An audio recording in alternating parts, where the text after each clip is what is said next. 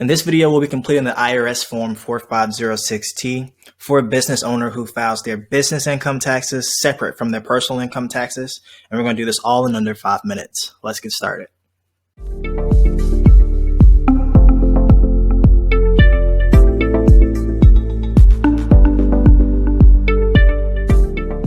So as always, if you found this video helpful, please give it a like as that helps the channel.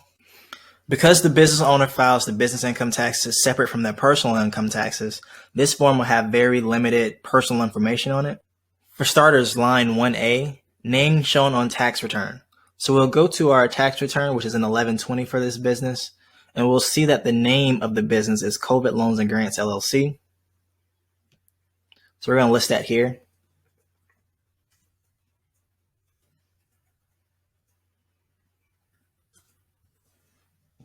For line 1B, we will be listing the employer identification number because we are an LLC who files separately from our personal income taxes. And we'll see our employer identification number here in box B.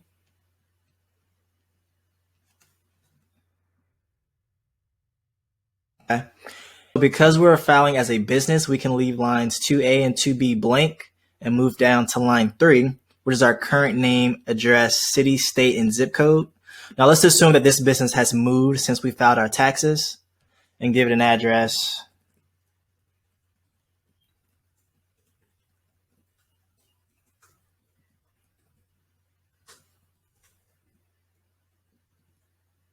Okay. Now this address is different from the address on our tax form, which is 123 Main Street. So then we go down to line 4, previous address shown on the last return filed if different from line 3. And so because our address has changed since we filed our taxes, we will list our old address here.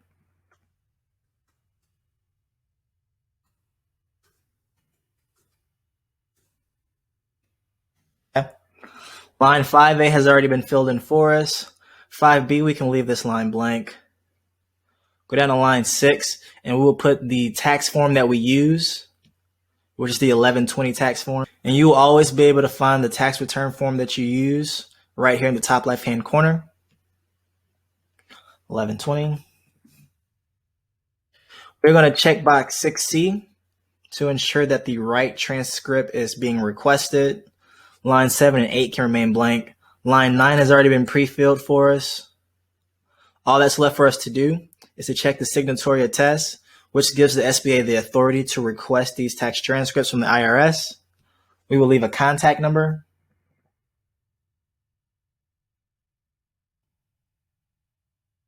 We will put our title. The person who is submitting this form has to have the authority to do so on behalf of the business. So it's best to look at the articles of organization to ensure that the person who is submitting this form has the authorization to do so. All that's left is that person to put their signature, date it, and this form is ready to be sent to the SBA.